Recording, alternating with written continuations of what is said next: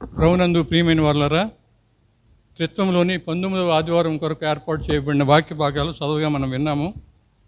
పాత నిబంధన వాక్య భాగముగా యెషయా గ్రంథము 40వ అధ్యాయము 21 నుంచి 23 వరకున్న వాక్య భాగము, పత్రిక వాక్య భాగంగా కొరింథీయులకు రాయబడిన మొదటి పత్రిక 12వ అధ్యాయం 12వ వచనం నుండి 27వ వచనం వరకున్న వాక్య భాగము, సువార్త వాక్య భాగముగా పరిశుద్ధుడైన యోహాను రాసిన సువార్త మొదటి అధ్యాయము 35వ వచనం నుండి 51వ వచనం వరకు చదువుగా మనం విన్నాము.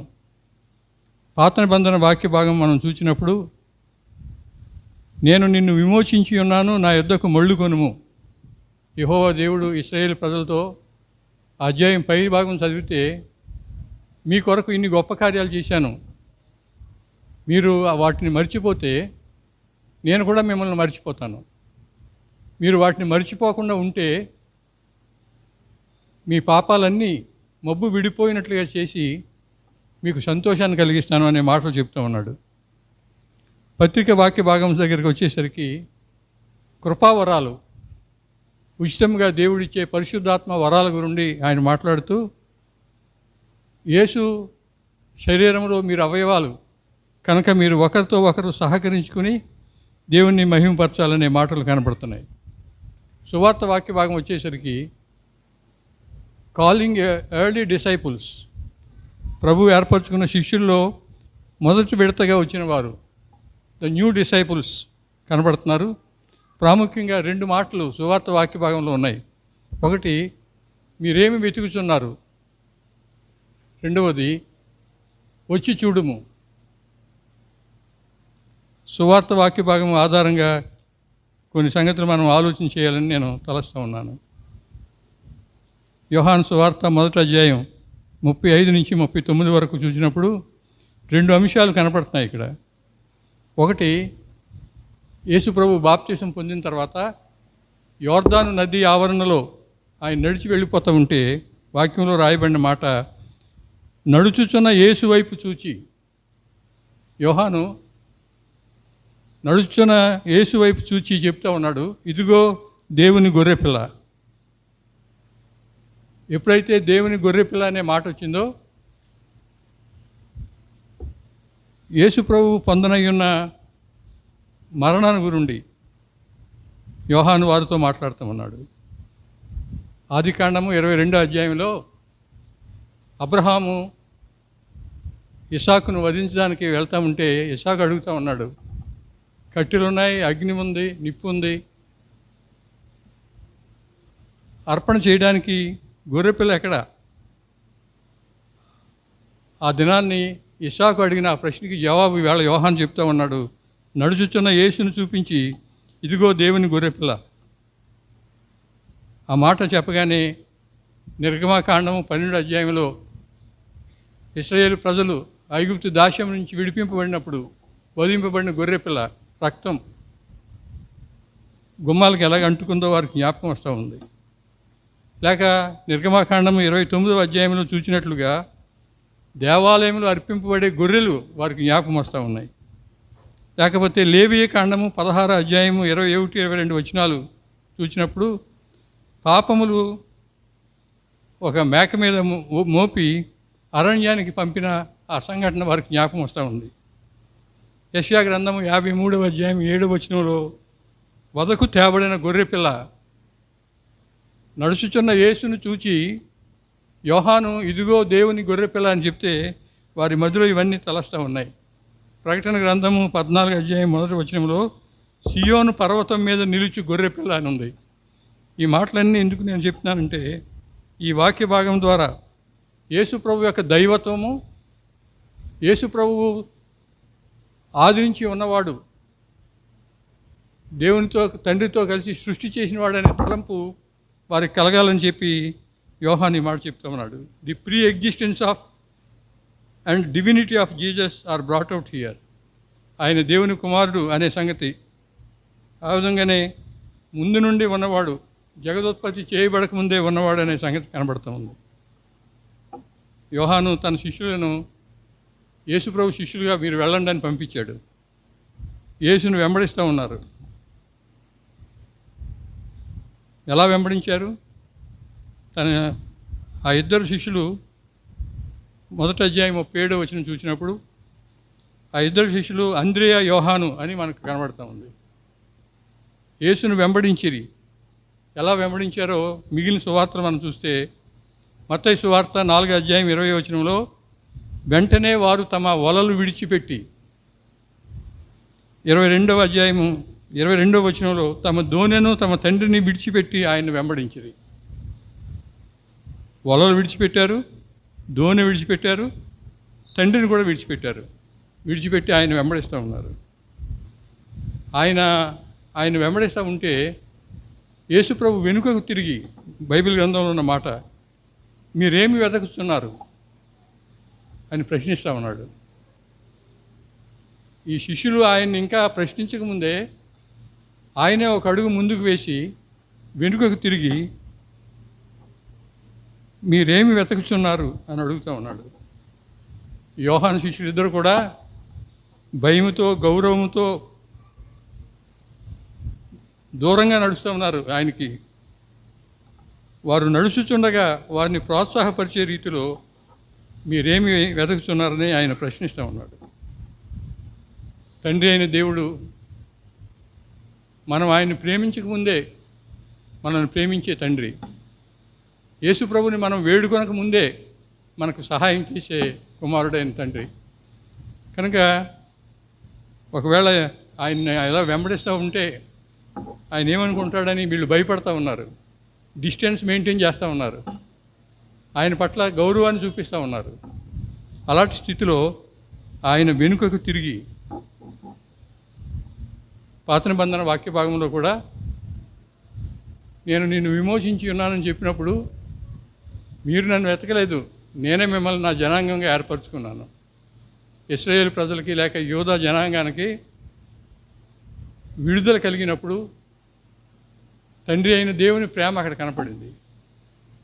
కనుక మన దేవుడు, మనం విశ్వసించే దేవుడు లేక దేవుని కుమారుడైన యేసు ప్రభువు మనకన్నా ముందు మొదట అడుగు వేస్తాడు. బైబిల్ గ్రంథంలో అనేక సందర్భాల్లో అది గమనిస్తూ ఉంటాం.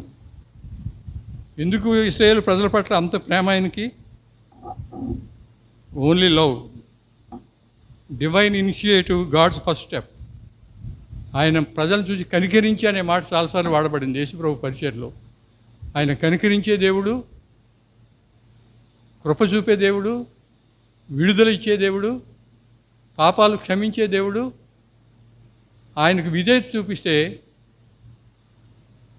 నిత్యము ఆయన కుటుంబస్తులుగా ఉండే అవకాశం దొరుకుతూ ఉంటుంది. మీరేమి వెతుకుతున్నారు?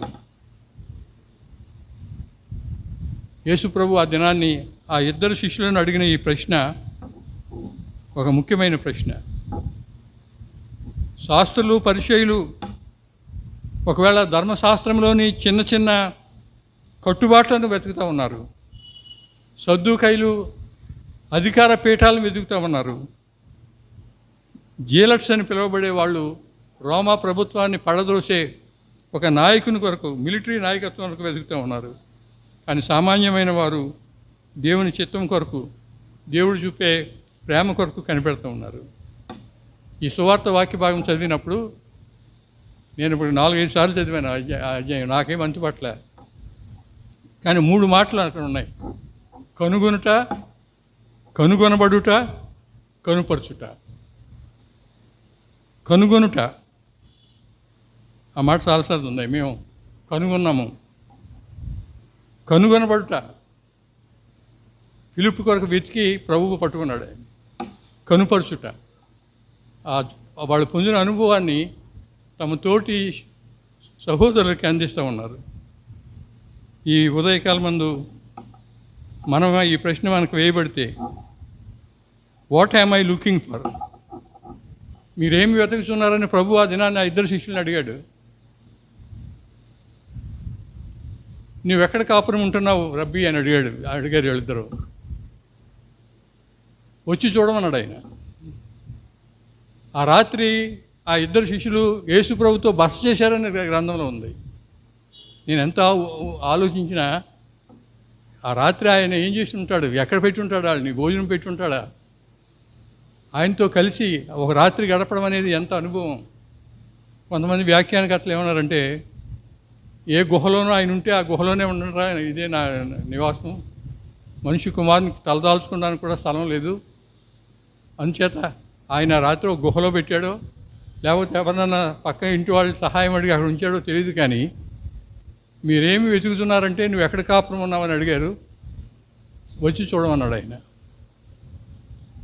ఈ దినాన్ని మనల్ని కూడా మీరేమి వెతుకుతున్నారు అని అంటే మనము ఆలోచన చేయాలి.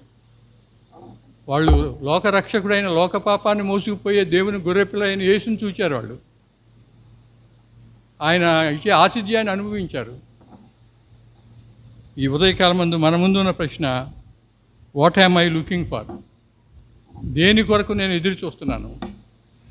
What is my aim and goal? ఈ జీవితంలో నా గురి ఏమిటి? What am I really trying to get out of life? ఈ జీవించున్న జీవితం నుండి ఏమి పొందాలని నేను చూస్తున్నాను. ఈ మధ్య చాలాసార్లు స్నేహితులతో పంచుకున్నాను. మన సంగతి ఎలా ఉందంటే, భోజనం చేయడం, నిద్రపోవడం, స్నేహితులు కలుసుకుని మాట్లాడుకునే పరిస్థితి లేదు, విధులు నిర్వహించే పరిస్థితి లేదు. ఒకవేళ మనం ఎందుకు బ్రతుకుతున్నామంటే తినడానికే బ్రతుకుతున్నామే అన్నట్టుంది జీవితం. తినడానికే బ్రతుకుతున్నాం.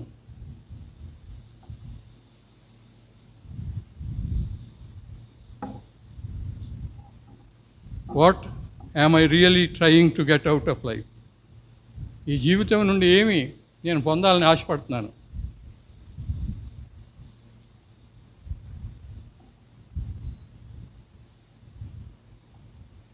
కృపావరాల కొరకు మనం కనిపెట్టాలి. మీరేమి వెతుకుతూ ఉన్నారంటే కృపావరాలు. కొరింథీయులకు రాయబడిన మొదటి పత్రిక 12వ అధ్యాయంలో మనం చూచాము. ఈ కృపా వివరాల గురించి మనం ఆలోచన చేస్తే వాటిని ఇచ్చేది దేవుని ఆత్మ. పత్రిక వాక్య భాగం ఒకసారి చూద్దాం. 12వ అధ్యాయం, మొదటి కొరింథీయులకు రాయబడిన మొదటి పత్రిక 12వ అధ్యాయం. ఈ పరిశుద్ధాత్మ వరాలు ఉచితంగా ఇవ్వబడే వరాలు, కృపా వరాలు. గలతీ పత్రికలో ఉన్నాయి ఆత్మ ఫలాలు, ఇక్కడ చెప్పబడేవి పరిశుద్ధాత్మ వరాలు. ఈ క్రింది విషయాలు మనం నేర్చుకోవాలి. వాటిని ఇచ్చేది దేవుని ఆత్మ. 12వ అధ్యాయం 4వ వచనంలో ఉంది. యేసు ప్రభు అధికారం కిందే వాటిని ఉపయోగించాలి. ప్రతి విశ్వాసికి ఏదో ఒక సామర్థ్యం ఉంటుంది. ఏదైనా ఒకే సామర్థ్యము విశ్వాసం అందరిలో ఉండదు. సామర్థ్యాలన్నీ అందరి మేలు కొరకే కానీ వ్యక్తిగత లాభం కొరకు కాదు. నాకు పరిశుద్ధాత్మ వరం ఉందని చెప్పి వేదిక మీద చనిపోయిన మీ తల్లిదండ్రులను రప్పిస్తాను చూడండి అంటే ఏంటి ప్రయోజనం దానివల్ల? వ్యక్తిగతంగా నాకు భాషలు మాట్లాడడం వచ్చు కనుక నేను భాషలు మాట్లాడతాను, నా దగ్గరికి రండి అని ఒకవేళ జనాలు ప్రోగు చేస్తూ ఉంటే, ఈ వరాలన్నీ సామర్థ్యం అంతా కూడా మేలు కొరకే కానీ వ్యక్తిగతమైన లాభం కొరకు కాదని గమనించాలి. దేవుడు ఎందుకు ఈ పరిశుద్ధాత్మ వరాలు లేక కృపా వరాలు ఇస్తున్నాడని ఆలోచన చేస్తే, విశ్వాసుల్లో ఏకీభావం పెంపొందించడానికి, సంఘాలు చేల్చడానికి కాదు. పరిశుద్ధాత్మ వరాలు సంఘాలని బలిష్టం చేయడానికి.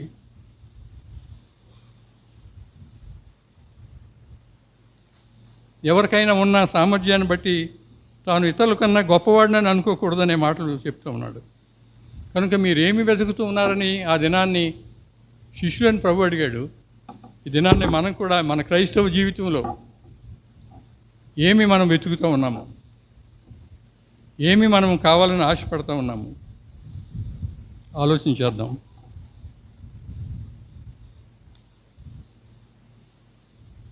రెండవ భాగంలో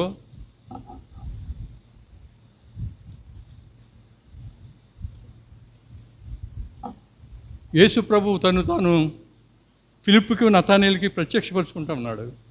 43వ వచనంలో ఫిలిప్పును కనుగొని,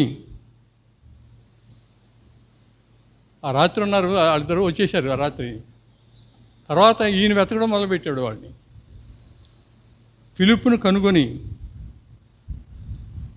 మనల్ని కొన కనుగొనాలని ఆయన ఆశపడుతున్నాడు. ఫిలిప్పును కనుగొనడానికి ప్రయాసపడిన ప్రభువు మనలో ఒక్కొక్కరిని కనుగొనాలని, మన స్థితి ఏమిటో తెలుసుకోవాలని, మనం ఎక్కడున్నామని ఆయన మనల్ని వెతుకుతూ ఉండే దేవుడు. ఎవరిని కనుగొన్నామని చెప్తున్నారంటే, మోషేయు ప్రవక్తలు ఎవరిని గూర్చి వ్రాసిరో ఆయన్ను కనుగొంటిమి. మనం సాక్ష్యం ఇచ్చేదాన్ని కీర్తన పాడాం. మన సాక్ష్యం ఎలా ఉంది? మేము యేసును కనుగొన్నాం అని చెప్పగలిగిన స్థితిలో ఉన్నామా? మోషేయు ప్రవక్తలను ఎవరి గూర్చి వ్రాసిరో ఆయనను కనుగొంటిమి. ఫిలిప్పు పలికిన మాట వచ్చి చూడుము నతానీయులతో చెప్తా ఉన్నాడు. ప్రభువు ఆంద్రేయతోనూ మరొక శిష్యునితోనూ చెప్పిన మాట వచ్చి చూడుము. ఫిలిప్పు యేసును కనుగొనడం పొందిన అనుభవము తన స్నేహితునితో కూడా పంచుకోవాలని ఆశపడుతున్నాడు. రాత్రి ఆయనతో బస చేసినందువల్ల మేము ఎలాంటి అనుభవం పొందామో, మోషే ప్రవక్తలు ఎవరిని గూర్చి వ్రాశారో ఆయన కనుగొన్నామంటే నతానీయులతో చెప్తూ ఉన్నాడు, అది మీరు వచ్చి చూస్తేనే అనుభవిస్తారు అనే మాటలు. 48వ వచనంలో నతానీయులు అంజూరపు చెట్టు కింద ఉన్నట్లు రాయబడింది. అంజూరపు చెట్టు అనేది ఇశ్రాయేలు ప్రజలకి ఏ సెంటర్ ఆఫ్ లెర్నింగ్ సెంటర్, నేర్చుకునేది. అంజూరపు చెట్టు క్రింద పాఠాలు ఉపదేశింపబడే పరిస్థితి. లూకా 19లో మనం చూస్తాము, రాను మీద మర్రి చెట్టు ఎక్కిన జక్కయ్యను పిలిచి రక్షించాడు యేసు. చెట్టు కిందకు వచ్చిన వెంటనే జక్కయ్య అన్నాడు. శిలువ మీద వేలాడే దొంగను రక్షించిన యేసు. ఒకవేళ మనము ఆయన్ను వెతకడం కాదు, కానీ ఆయన మనలనే వెతుకుతూ ఉన్నాడు. అలా చెప్పినప్పుడు నతనీయులు నజరేతులో నుండి మంచిది ఏదైనా రాగలదా అని అడుగుతూ ఉన్నాడు. నజరేత్ అనే మాటకు కొమ్మ, బ్రాంచ్ అని అర్థం, లేక చూచుట అని అర్థం. అలాంటి పనికిమాలిన ప్రాంతానికి చెందినవాడుగా ఆయన పిలువబడ్డానికి ఇష్టపడ్డాడు. నజరేయుడైన యేసు అనే మాట మనం చెప్తాము.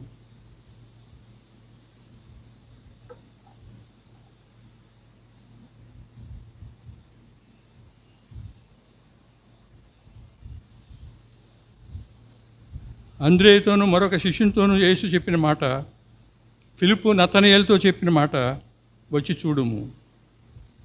మీరేమి వెతుకుతున్నారనే ప్రశ్న మన ముందు ఉంది. దాంతోపాటు మీరు వచ్చి చూడండి. ఈ ఆహ్వానాన్ని మనం అంగీకరించాలి. A bright candle throws light and other things అన్నాడు. మన జీవితాలు ప్రకాశిస్తూ ఉంటే ఇతర జీవితాలని ప్రజ్వలింపచేసే పరిస్థితి ఉంటుంది. కనుక వచ్చి చూడుము అనే ఆహ్వానము ఈ ఉదయకాలం ముందు మన ముందు ఉంది. ప్రకృతి సంబంధి అయిన మనిషి శరీర సంబంధమైన యేసు దగ్గరగా తేబడాలన్నాడు. అప్పుడు ఆయన కలిసిన తర్వాత, ఆయన తెలుసుకున్న తర్వాత, ఆయన యందు విశ్వాసం ఉంచిన వాడు నూతన నిరీక్షణ పొందుతాడు. నేను నిన్ను విమోచించి ఉన్నాను అనే మాట ఒకవేళ ఈ వచ్చి చూడుము అనే ప్రశ్నకు జవాబుగా ఉంటే, విమోచకుడు అనే మాట పరిశుద్ధ గ్రంథంలో 46 సార్లు కనపడుతూ ఉంది. కష్టాల నుండి, బానిసత్వం నుండి విమోచకుడు ఆదికాండము 48 అధ్యాయం 16వ వచనంలో ఉంది. ఎవరు ఈ విమోచకుడు, ఎలాంటి అర్థాలు ఉన్నాయో ఒకసారి నేను జ్ఞాపకం చేస్తున్నాను. కష్టాల నుండి, బానిసత్వం నుండి విడిపించిన విమోచకుడు అని మాట వాడబడింది. ఒక వ్యక్తి పోగొట్టుకున్న ఆస్తిని వెలకు కొని అతనికి తిరిగి ఇచ్చే సమీప బిందువు అనే మాట లేవియకాండము 25 అధ్యాయము 25వ వచనంలో ఉంది. హత్యకు గురి అయిన రక్త సంబంధి విషయంలో ప్రతీకారం చేసేవాడు విమోచకుడు సంఖ్యాకాండంలో ఉంది. తన కుటుంబ సభ్యుని మరణం తర్వాత అతని భార్యను విడనాడ నుండి అతని కోసం సంతానాన్ని కనడానికి ఆమె కోల్పోయిన ఆస్తిని కొని తిరిగి తేవడానికి సమీప బంధువుని విమోచకుడు అన్నారు. రూతు విషయంలో బోయజును విమోచకుడు అన్నారు. కనుక దేవుడు విమోచకుడుగా తన ప్రజలను దాస్యం నుండి తప్పిస్తూ ఉంటే, వారి దేశంలోనికి తిరిగి వారిని పిలుస్తూ ఉంటే, వచ్చి చూడు అనే ఆహ్వానం వారికి ఇవ్వబడింది. ఈ ఉదయకాలమందు మనకు కూడా ఆహ్వానం ఉంది. ప్రభు అయిన యేసు విమోచకునిగా పాప దాస్యం నుండి మనల్ని విడిపించడానికి అవసరమైన వెలను చెల్లించాడు. ఆ వెల రక్తమే. ఆ రక్తం మూలంగా విశ్వాసులకు పాప క్షమాపణ, విముక్తి, నిత్యజీవం. కనుక మీరు ఏమి వెతుకుతూ ఉన్నారు, వచ్చి చూడండి అని మనకు ఇవ్వబడిన ఆహ్వానంలో దేవుని కోసము ఫలించేటంతగా ప్రజలంతా ఉమ్మడిగా కావాలని యేసుప్రభు వారిని విమోచించాడు. ఆయన చేసిన అద్భుత కార్యాలని మరవనంత కాలము తను కూడా వారి అపరాధములను జ్ఞాపకం చేసుకుని చెప్తా ఉన్నాడు ఆయన. ఈ ఉదయకాలమందు మనం ఏమి వెతుకుతూ ఉన్నాము, మనం ఆరాధనలకు వచ్చి ఏమి చూస్తూ ఉన్నాము,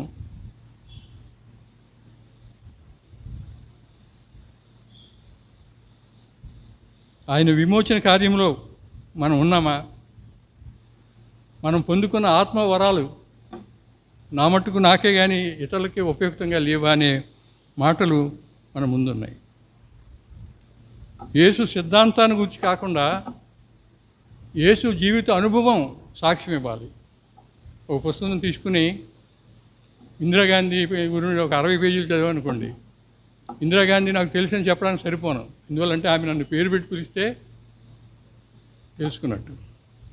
కనుక వచ్చి చూడమని ఈ మాటలో facts are better than theories, సిద్ధాంతాల కన్నా కార్యాచరణ ముఖ్యమనే సంగతి జ్ఞాపకం చేస్తున్నాను.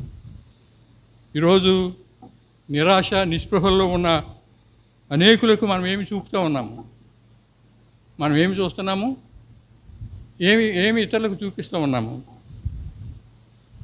చీకటితో నిండిన లోకంలో దారి తెలియక కొట్టుమిట్టాడుతున్న వారికి ఏమి చూపగలుగుతూ ఉన్నాము. ఈ కరోనా పాండమిక్ వచ్చిన తర్వాత అనేక మంది జీవితాలు దుర్భరమైపోయినాయి. దైనందిన జీవితం కష్టతరంగా మారింది. వచ్చి చూడుము, చీకట్లో ఉండి లోకంలో దారి తెలియక, ఎందుకు బ్రతుకుతున్నామో తెలియక, ఎలా బ్రతుకుతున్నారో తెలియక ఉన్నవారి విషయమై మనం ఏమి చూపుతూ ఉన్నాము. అనేక మంది మరణపు లోయల్లో పడి సమృద్ధి అయిన జీవం కొరకు ఎదురు చూస్తూ ఉంటే వారికి ఏమి చూపిస్తూ ఉన్నాము. మరణపు లోయల్లో ఉండి మమ్మల్ని కనికరించండి, మాకు న్యాయం చేయండి, మా ఆకలి తీర్చండి, మా బ్రతుకులు సరిచేయండి అని ఆందోళన చెందుతున్న ప్రజా సమూహానికి మనం ఏమి చూపగలుగుతూ ఉన్నాము. పెద్ద పెద్ద దేవాలయాలను చూపిస్తూ ఉన్నామా, పెద్ద పెద్ద సంఘాలని చూపిస్తూ ఉన్నామా, శ్రావ్యమైన సంగీతం వినిపించే గాయక బృందాలను చూపిస్తున్నామా, చక్కగా నిర్వహింపబడుతూ ఉన్న సంఘ పరిపాలనా విధానాన్ని చూపిస్తూ ఉన్నామా? నిరాశ నిస్పృహలో మునిగిన వారికి ఇవేమీ అవసరం లేదు. మనం చేసుకునే ప్రార్థనలు, ఆరాధనలు చూసి ప్రభు దగ్గరికి ఎవరు రారు. ఈ ఉదయకాలం మందు ఏమి వెతుకుతూ ఉన్నారు, ఏమి చూచారు, వచ్చి చూడండి. చూసినందువల్ల కలిగిన ఫలితం ఏమిటి?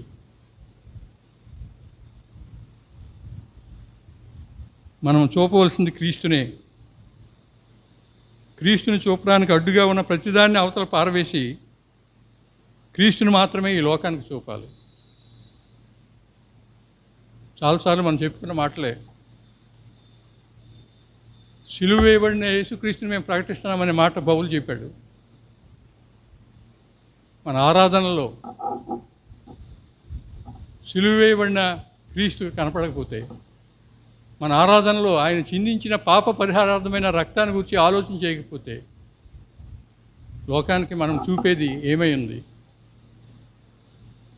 ఆ దినాన్ని వారు పొందుకున్న ఆనందాన్ని ఫిలిప్పు తన స్నేహితుడైన నతనయేలుతో పంచుకున్నాడు. మనం ఎంతమందితో మన సాక్ష్యాన్ని పంచుకుంటున్నాము? ఏమి వెతికి మనం ఆలయానికి ఆరాధనకు వస్తున్నాము?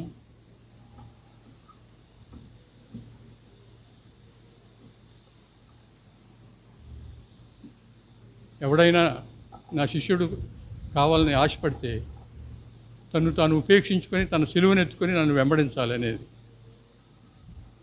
ఆ దినాన్ని ఫిలిప్పు, నతనయేలు,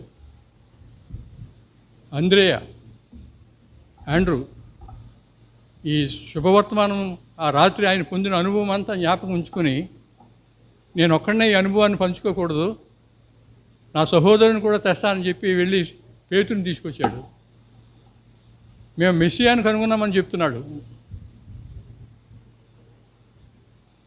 పేతురు ఆలస్యంగా వచ్చినా కానీ ప్రభువు దీవెన పేతురికే దక్కింది. నీవు కేఫా అనబడతావు, రాయి అనబడతావు అని చెప్పి పేతురితో మాట్లాడుతున్నాడు. ఒకవేళ ఆ దినాన్ని అంద్రియ గనక పేతురుని ప్రభు దగ్గరకు తీసుకుని వచ్చి ఉండకపోతే పేతురు జరిగించిన గొప్ప కార్యాలు జరిగేవి కావేమో. పేతురు చేసిన ప్రసంగం అపోస్తల కార్యాలు 2వ అధ్యాయంలో కొన్ని వందల ఆత్మలను ప్రభులోకి నడిపించింది. కనుక మా మట్టుకు మేము వాక్యం తెలిసిన వారము, మా మట్టుకు మేము సంగీతం తెలిసిన వారము, మా మట్టుకు మేము పరిపాలనలో అగ్రగణ్యులమనే ఈ రీతిగా మనం సంతృప్తి చెందుతూ ఉంటే ఈ ఉదయకాల వాక్య భాగాలు మనలను ఆయన దగ్గరికి నడిపించాలి. పాత నిబంధన వాక్య భాగంలో చివరి వచనంలో అంటాడు, సృష్టిలోని యావత్ సృష్టి ఒకవేళ ఈ సంతోషంలో పాలిభాగాలు కావాలి. ఇశ్రాయేలు ప్రజలు విమోచింపబడ్డారు. విమోచింపబడిన వారు ఒకవేళ దేవుణ్ణి జ్ఞాపకం చేసుకోకపోతే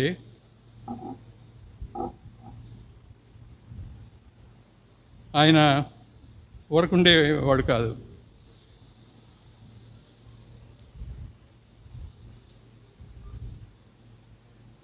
ఇశ్రాయేలు ప్రజలకి ఏమీ సంతోషం కలిగినా తండ్రి అయిన దేవునికి ఆ సంతోషం ఉంటుంది.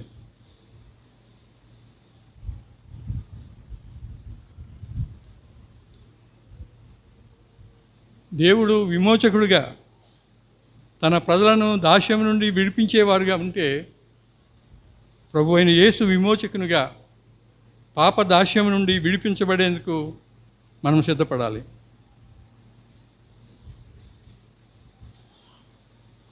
ఆ విమోచన కార్యాన్ని ఫిలిప్పు, నతనయేలు, అంద్రియ అనుభవించారు కనుక మన జీవితాల్లో ప్రభు అనేక అద్భుత కార్యాలు చేశాడు. నా మట్టుకు నేను సాక్ష్యం చెప్పాలి. 2008వ సంవత్సరంలో అక్టోబర్ నెల ఇదే రోజుల్లో నేను ఇక్కడ వాక్యం చెప్తే పడిపోయాను. 1-2 సంవత్సరాలు సజీవుడిగా ఉంటానేమో అని అనుకున్నాను. దేవుని కృపలో 13 సంవత్సరాలు ఆయన చేసిన ఆ గొప్ప కార్యాన్ని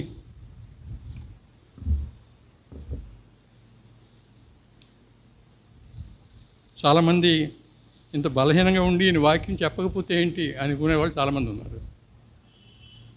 మునుపటి పదును లేదు,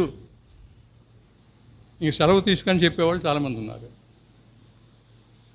అయితే నాకు ప్రోత్సాహం కలిగించే ఒక మాట సాక్షి రూపంలో మీకు చదివి వినిపించాలని ఆశపడుతున్నాను. గలతీయులకు రాయబడిన పత్రిక 4వ అధ్యాయం 13వ వచనం. మీరు నాకు అన్యాయం చేయలేదు, మొదటిసారి శరీర దౌర్బల్యం కలిగినను నేను సువార్త మీకు ప్రకటించుతానని మీరు ఎరుగుదురు. శరీర దౌర్బల్యం కలిగినను, ఏదో ఒక బలహీనత పౌలు జీవితంలో ఉంది, పౌలు శరీరంలో ఉంది. ముమ్మారు ప్రార్థించాడు ఈ ములు తీసేయమని. నీవు పైకి ఎక్కిపోకుండా ఉండడానికి సాతాను దూతగా ఆ ములుని ఉండనిమని ప్రభు చెప్పాడు పౌలుతో. నేను కూడా చాలాసార్లు ఒకవేళ నేను పైకి హెచ్చిపోకుండా ఉండడానికి ఆ శరీరంలో ఈ పార్కిన్సన్ అనే దూత, సాతాను దూతగా ఉంచాడేమో చెప్పి నేను అనుకుంటాను. అక్కడ సంఘాన్ని ఆయన అభినందిస్తూ ఉన్నాడు. మొదటిసారి శరీర దౌర్బల్యం కలిగినను మీరు సువార్త ప్రకటించదని మీరు ఎరుగుదురు. నా శరీరంలో మీకు శోధనగా ఉండిన దాన్ని బట్టి నన్ను మీరు తృణీకరింపలేదు, నిరాకరింపనైనను లేదు. కానీ దేవుని దూత వలెను క్రీస్తు యేసు వలెను నన్ను అంగీకరించితిరి. బేతనీ సంఘం నాలో ఏ బలహీనత ఉన్నా కానీ వాక్యం ప్రకటించడానికి అభ్యంతరకరంగా లేని సంగతిని బట్టి నేను దేవునికి వందనాలు చెల్లిస్తున్నాను. ఇశ్రాయేలు ప్రజలకి ఏమాత్రం సంతోషం కలిగినా, ఏమాత్రం విడుదల కలిగినా ఆయన సంతోషిస్తాడు. ఎందుకంటే వారు ఆయన ప్రజలు. విమోచింపబడిన అనుభవంలోనికి మనం వద్దాము. విమోచించబడిన తర్వాత ఆయన సమీపిద్దాము. పరిశుద్ధాత్మ వరాలు పొందుకుందాము. అనేకులకు ఆయన చేసిన గొప్ప కార్యాలను గురించి సాక్ష్యం ఇద్దాము. మనం చేరవలసిన గురి ఒకవేళ లోక సంబంధమైందే. నేను మొన్న నా బిడ్డలతో మాట్లాడుతున్నప్పుడు ఇది చేశాను ఐఎమ్ ప్రిపేర్డ్ టు గో అని చెప్పాను. అందుచేత మన గురి సరిగా ఉందో లేదో ఆలోచన చేసుకుందాం. మన టార్గెట్, మన డెస్టినీ విమోచింపబడాలి, ఆయన గొప్ప కార్యాలు చూడాలి, అనేకులకు వాటిని కనుపరచాలి, పరిశుద్ధాత్మ వరాలు పొందుకోవాలి, వాటిని సంఘ క్షేమాభివృద్ధి కొరకు ఉపయోగించాలి. నజరేతుల లాంటి బలహీనమైన ప్రదేశం గురించి మాట్లాడుతున్నాడు. నజరేతుల నుండి మంచిది ఏదైనా రాగలదా? బుద్ధిహీనులని, పెద్ద యోగ్యత లేని వారిని ఆయన ఎన్నుకుంటాడనే దానికి సూచనగా ఈ నజరేతు అనే మాట కనబడతా ఉంది. కనుక ఒకవేళ మనం ఎంత హీన స్థితిలో ఉన్నా, మనం ఎంత దౌర్భాగ్య స్థితిలో ఉన్నా, మనల్ని ప్రేమించే దేవుడు, మొదటి అడుగు వేసే దేవుడు, వెనుకకు తిరిగి మీరేమి వెతుకుతున్నారని అడిగి వచ్చి చూడమని తీసుకుని వెళ్ళి ఆతిథ్యం ఇచ్చిన ప్రభువు మన ముందు నిలిచి ఉండగా, ఈ ప్రత్యేక సమయంలో యేసు ప్రభుని విమోచకునిగా అంగీకరిద్దాము, చేర్చుకుందాము. ఆయన మనల్ని వెతుకుతూ ఉండగా ఆయన చేత కనుగొనబడే వారంగా ఉందాం. కనుపరచుట. కనుగొన్నారు మొదటి రాత్రి. ఆ రెండవ రోజు ఫిలిప్పు కనుగొనబడ్డాడు. ఆ తర్వాత కనుపరిచారు. కానీ మనం కూడా ప్రభువుని కనుగొనాలి, ప్రభువు చేత కనుగొనబడాలి, ప్రభుని గూర్చి కనుపరచాలి అనేకులకు. అట్టి సిద్ధపాటు మనకు కలగాలని నేను దేవుని ప్రార్థిస్తున్నాను.